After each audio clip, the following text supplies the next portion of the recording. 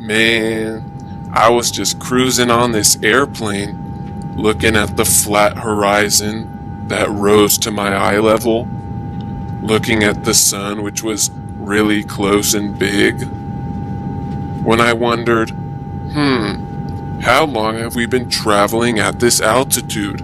It seems like we haven't been changing our altitude at all. So I looked up what the average cruising altitude for airplanes is, and I found out it's about 40,000 feet. So I wanted to visualize this on the ball that we lived on, cruising at 40,000 feet in a straight line. So I came up with this graphic. 40,000 feet going horizontal, because in my reality, a straight line is a straight line, right? I don't know about other people's realities, where a straight line is supposedly curved.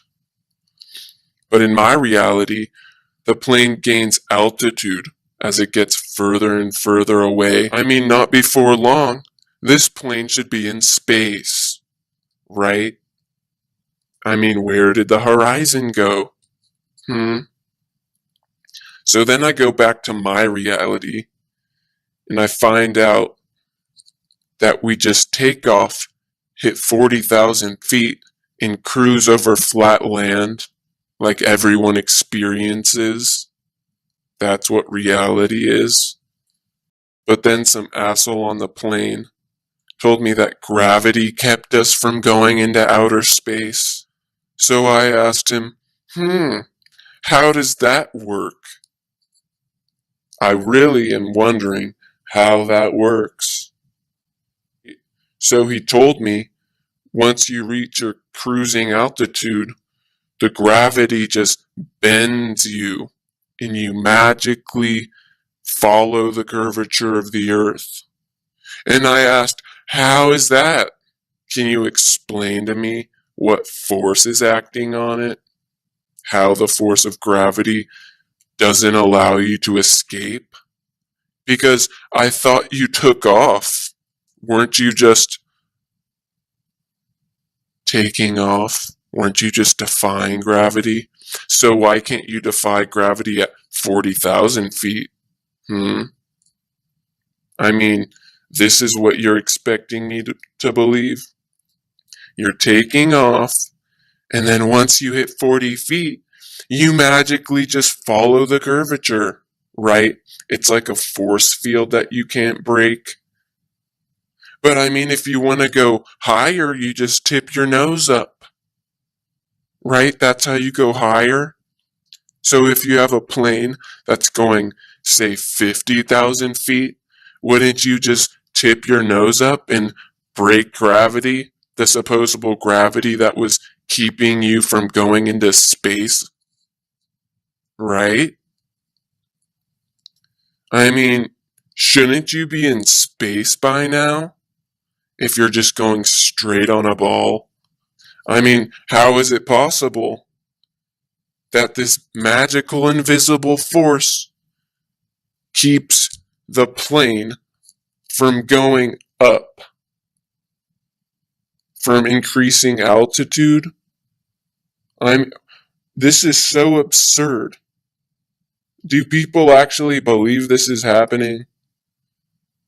That the plane is magically curving? Like this is what's happening? I don't know about that. All I know is that the plane takes off, rises its altitude to 40,000 feet, and then continues on that cruising altitude until it reaches its destination, and then it lands, because we live on a flat earth, not a curving ball, where magical forces of gravity supposedly act as... I mean, it doesn't even make sense. Look at this animation again and tell me how this makes sense. You're breaking all of those really strong layers of gravity, but once you Just go horizontal. It just curves you. The plane curves for no apparent reason. Can somebody answer my question? I mean, first of all, there's no proof gravity even exists. We can't measure it. We still haven't been able to prove Einstein's theory. I mean, isn't gravity just density? When Newton's apple fell from the tree, I think it just fell because the air molecules underneath it were a lot less dense than the apple, so it fell. Isn't gravity just the action of a falling object until it hits a more dense object? That's all it is. It's just density. That's why helium balloons can defy the big, strong force of gravity, because it's less dense than the air. Yeah. So next time you're on a plane, let me know if you really believe you're curving with the Earth because gravity says so. Because that's what you've been told. And that's why I'm calling BS on planes magically curving with the Earth, because a force field, an invisible force, makes it so. Even though you can defy that force easily by tilting your nose up. So why don't you have to tilt your nose down to follow the curvature of the Earth? I don't know. Someone answer my question. Don't waste any more time. Visit the links above now and order my book 16 Emergency Landings Proving Flat Earth. Visit my online store now and order the new enhanced Gleason's Flat Earth map. This map used to be in every school and library in the nation before NASA was created in 1958, when the maps were ordered removed. Have your Gleason's map hanging on the wall in your house where no government can take it down. Here you see it hanging on a wall in the house of the late Charles K. Johnson. Here is a quote from the book 1984 by George Orwell.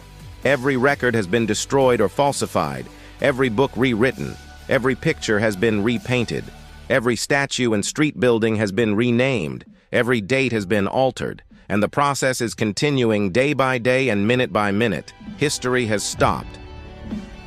Order your map now.